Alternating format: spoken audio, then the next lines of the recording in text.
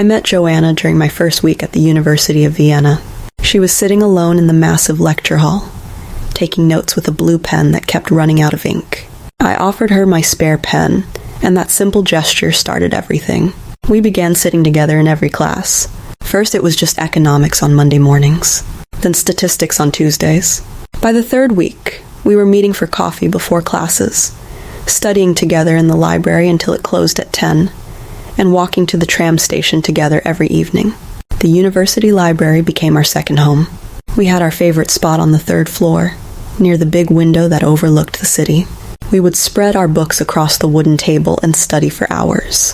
When one of us got tired, the other would go buy coffee from the vending machine downstairs. €2 for terrible coffee, but we drank it anyway because we needed to stay awake.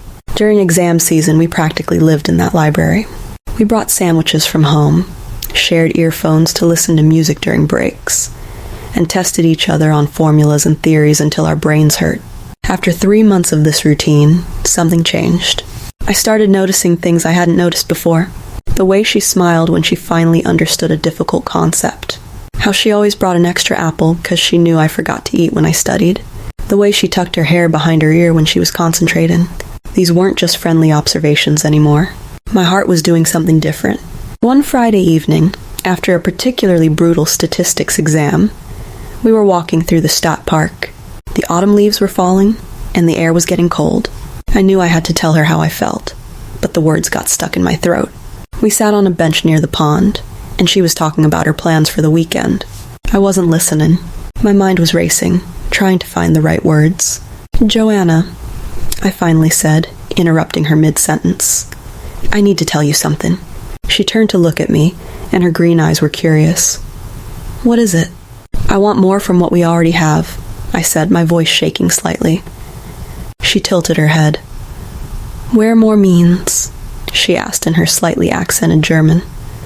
Her English wasn't perfect, but neither was mine. I was terrified. What if she said no? What if this ruined our friendship?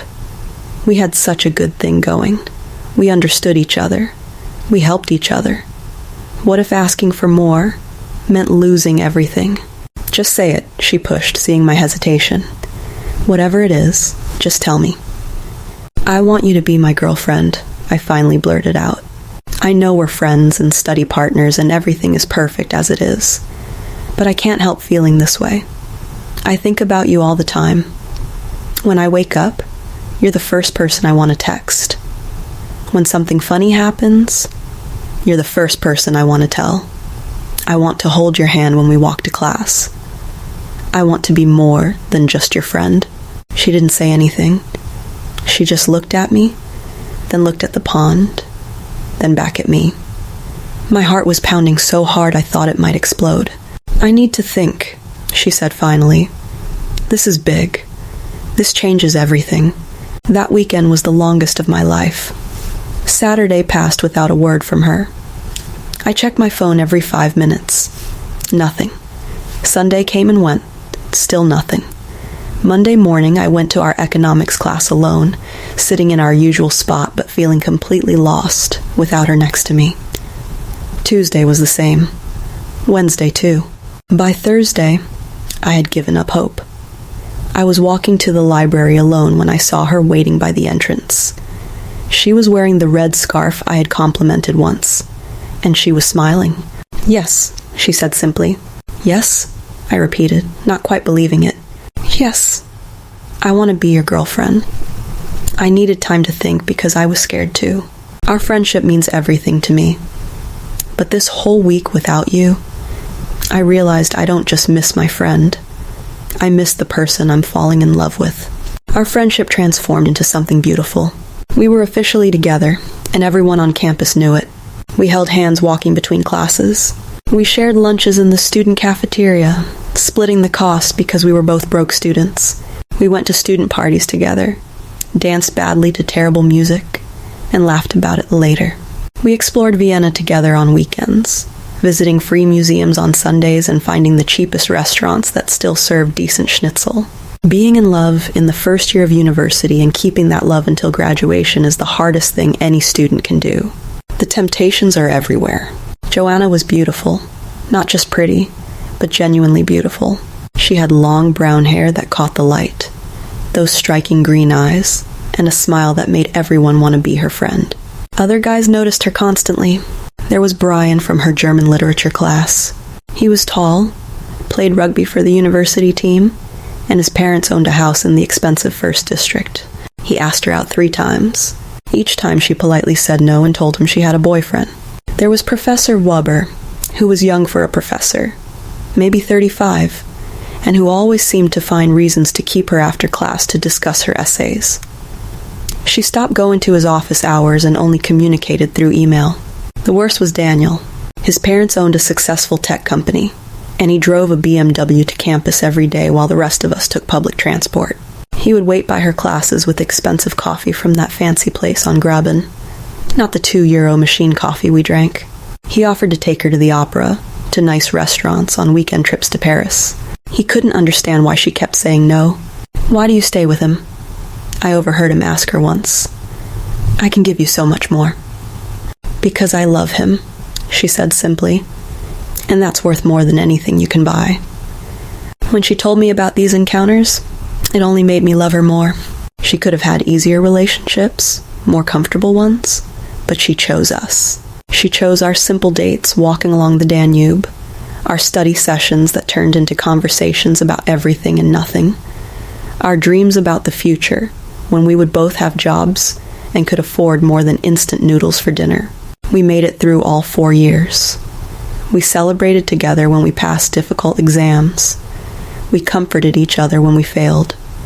We spent entire nights reviewing each other's thesis papers, making sure every citation was perfect.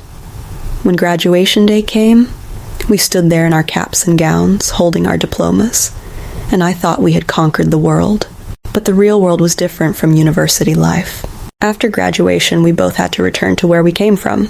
Joanna's family lived in Graz, almost 3 hours away by train. My family was in Innsbruck, even further in the opposite direction. We had no money for train tickets to visit each other. We had no jobs yet.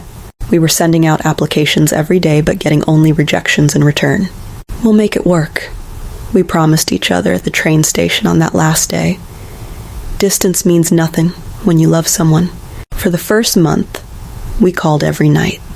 We would talk for hours, even though we had nothing new to say. We just wanted to hear each other's voices. But phone calls cost money, and we had none. We switched to texting, but text felt cold compared to hearing her laugh. We tried video calls on Wi-Fi, but the connection in my parents' house was terrible. By the second month, the calls were down to twice a week. We were both exhausted from job hunting, from rejection letters, from the pressure of our parents asking when we would find work. Our conversations became shorter. Instead of talking about our dreams, we complained about our problems. Instead of saying, "I love you," we said, "I'm tired." By the third month, we were barely talking at all. Days would pass without contact. When we did talk, it felt forced, like we were strangers trying to remember how to be lovers. The distance had built a wall between us that neither of us knew how to climb. The last conversation wasn't dramatic. There was no fight, no angry words. We simply acknowledged what had already happened. "This isn't working," Joanna said quietly over the phone. "I know," I replied. "I still love you," she said. "I still love you too," I said. But sometimes love isn't enough. We hung up, and that was it. 4 years of love ended with a quiet phone call on a Tuesday evening. 6 months later, I finally got a job at a bank in Vienna. I moved back to the city where we had fallen in love, but now I was alone. The library looked the same, but our table was always occupied by other students. The coffee machine still served terrible coffee for €2, but I had no one to share it with. That's when I met Lucy. She worked at the coffee shop across from my office. Every morning, I would order the same thing, a cappuccino and a croissant. She would smile and ask about my day, even though it was only 8 in the morning and my day hadn't really started yet. After a month of these morning interactions, she wrote her phone number on my coffee cup. Lucy was different from Joanna. Where Joanna had been quiet and studious, Lucy was outgoing and spontaneous. She hadn't gone to university, but had learned more about life by working since she was 18. She made me laugh with her stories about difficult customers. She introduced me to her group of friends who met every Friday for drinks. She brought excitement back into my life when I had resigned myself to loneliness. We dated for 3 years. It wasn't the passionate, all-consuming love I had felt with Joanna. It was comfortable, stable, predictable. We had routines. Saturday mornings at the farmer's market, Sunday dinners with her parents, vacation weeks in Croatia every summer. We talked about the future in practical terms. Savings accounts, apartment deposits, pension plans. When we both had stable jobs and some savings, we decided it was time to get married. We gave ourselves a timeline. Save for 6 months, then have a simple wedding. Nothing fancy, just family and close friends. We opened a joint savings account and both contributed €500 each month. We looked at venues, tasted cakes, made lists of guests. Everything was planned perfectly. 3 months into our saving, my phone rang. It was a number I didn't recognize, but something made me answer. "Hello?" I said. "Hi," said a voice I hadn't heard in years but recognized immediately. "It's Joanna." My heart did something strange. Not quite stopping. Not quite racing, but something in between. "Joanna," I said, sitting down even though I had been in the middle of making dinner. "How are you?" We talked for an hour. She told me about her life in Graz, about the job she had found and lost, about the new job she had now. I told her about Vienna, about the bank, carefully not mentioning Lucy. We laughed about our university days, about that terrible coffee machine, about Professor Weber, who apparently had been fired for inappropriate behavior with students. "Remember when we thought we owned the world?" she said. "We were so young," I replied. "We were in love," she corrected. That made us feel invincible. At the end of the call, she told me the real reason she had contacted me. "I've been offered an incredible job in Zurich," she said. "It's for a major consulting firm. The salary is 3 times what I make now, but I need to pay for my work permit, German certification, relocation costs, and the company will only reimburse me after 6 months. I've tried everything. Bank loans, family, friends.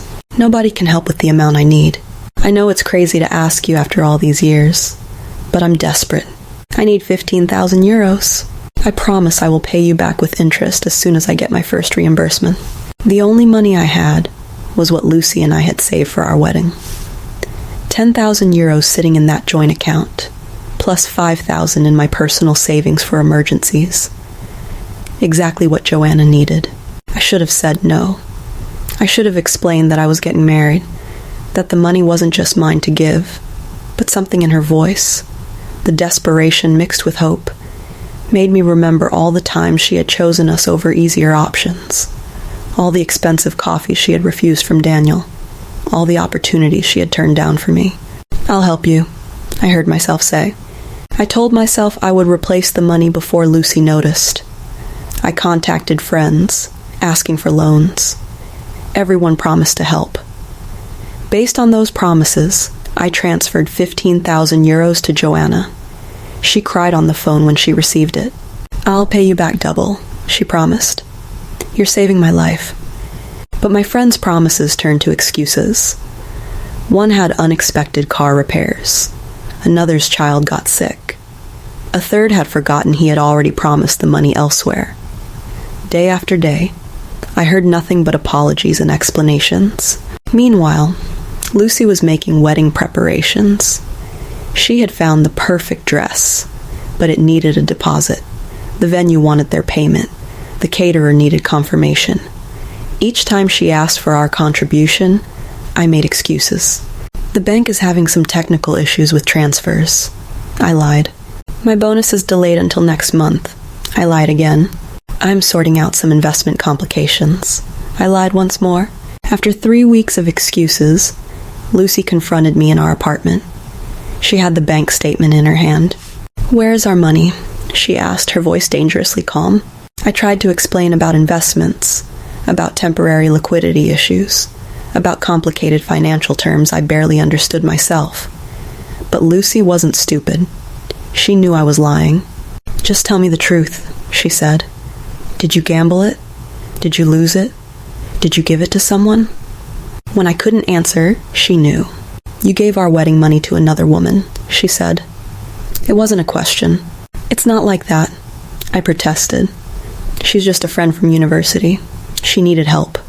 15,000 euros of help? Lucy's voice was rising now. Our entire savings? Our future? She threw the bank statement at me and walked to the bedroom. I heard drawers opening, closets slamming. She came out with a suitcase. "I'm done," she said. "I can't marry someone who would throw away our dreams for someone else. Keep your excuses. I know what I need to know." She left that night and never came back. She blocked my number, unfriended me on social media, and told our mutual friends not to mention my name. I heard later that she had started dating the son of a local pastor, someone who would never give away their wedding funds to an ex-girlfriend. For a year, I heard nothing from Joanna. I assumed the money was gone, along with both relationships I had managed to destroy. I threw myself into work, taking extra shift, saving money again, though I had nothing to save for anymore. Then one day, my phone rang. It was a Swiss number. "I told you I would pay you back," Joanna said without even saying hello. "Check your bank account." 30,000 euros. She had sent me double what I had lent her. "The job is incredible," she said. "I'm making more money than I ever dreamed. And it's all thanks to you." We started talking regularly after that. First, just updates about her job, then longer conversations about life, about dreams, about regrets. She would call me during her lunch breaks. I would text her funny things that happened at the bank. Slowly, we rebuilt what distance had destroyed years ago. "This is crazy," I told her one day. "We couldn't make it work when we were in the same city. How can we make it work now that you're in another country?" "We're different people now," she said. "We know what it's like to lose each other. Maybe that's what we needed to learn." 6 months later, we were planning something nobody would have expected. We were getting married. The ceremony would be in Vienna, at the registry office near the university where we met. She couldn't come for the initial ceremony because of work, so I stood there with her photograph, feeling ridiculous, but also strangely happy. The officiant had seen stranger things, apparently. But for the legal signing, she flew back to Vienna. I waited for her at the airport, holding a sign that said, "My wife," even though technically she wasn't yet. When she walked through arrivals, she looked exactly the same. The same brown hair, the same green eyes, the same smile that had made me fall in love with her in that lecture hall years ago. "You still look like someone who would give away terrible coffee," she said, and we both laughed. We signed the papers the next day. No big celebration, no guests, just us and 2 witnesses from the street. It was perfect. Now we're living together in Vienna. She transferred to the Austrian branch of her company. We have a small apartment near the Danube, close enough to walk to our old university. We had a daughter last year, a tiny perfect person who has her mother's green eyes and my stubborn personality. Sometimes we walk past the university library, pushing the stroller, and we point to the window on the 3rd floor. That's where Mama and Papa fell in love. We tell her, even though she's too young to understand, we have plans for the future. Joanna wants to start her own consulting firm. I'm studying for banking certifications that could triple my salary. We want to buy a house outside the city, somewhere with a garden where our daughter can play. We want to travel, to show our daughter the world, to make up for all the years we spent apart. But for now, we're just enjoying what we have. Every morning, I wake up next to the woman I fell in love with in the first year of university. Every evening, we put our daughter to bed together. Every weekend, we walk along the same paths we walked as students, except now we're not worried about exams or jobs or money. We're just happy. I heard that Lucy got married last summer. Someone showed me a photo from social media. She looked radiant in her wedding dress, standing next to a man who apparently treats her like a queen. Her new husband's family owns several businesses, and they live in a beautiful house in Grinzing. She's pregnant now, expecting twins. I'm genuinely happy for her. She deserves someone who would put her first, who wouldn't give away their wedding funds to an ex. She deserved better than what I could give her at that time. Sometimes I think about how different life would have been if I had said no to Joanna's request for money. Lucy and I would be married now. We would probably have that practical, comfortable life we had planned. But I wouldn't have this electric, amazing, complicated love that Joanna and I share. I wouldn't have the daughter who looks like the perfect mix of both of us. I wouldn't have this feeling of coming home every time Joanna smiles at me. The truth is, some people are meant to find each other, lose each other, and find each other again. The losing part is necessary. It teaches you the value of what you have. It shows you that love alone isn't enough. You need timing, maturity, and sometimes a little help from fate. Our story isn't a fairy tale. We hurt each other. We hurt other people. We made mistakes that cost us years of happiness. But in the end, we found our way back to each other. And now, every morning when I wake up next to her, every time our daughter laughs, every simple moment of our ordinary life, I know that everything happened exactly as it was supposed to happen. That table in the university library is still there. Last week we saw 2 students sitting in our spot, textbooks spread everywhere, sharing earphones and smiling at each other. That was us, Joanna whispered. That's still us, I corrected. Just with better coffee now. She laughed, and our daughter laughed too. Not understanding the joke, but just happy to be part of our joy. And I thought, this is it. This is everything. This is worth every confusion, every mistake, every hard choice that brought us here. We're not living in the past anymore. We're not planning for some distant future. We're just here, now together. A family that shouldn't exist but does. A love that shouldn't have survived but did. A happiness that was worth every single moment of pain it took to find it.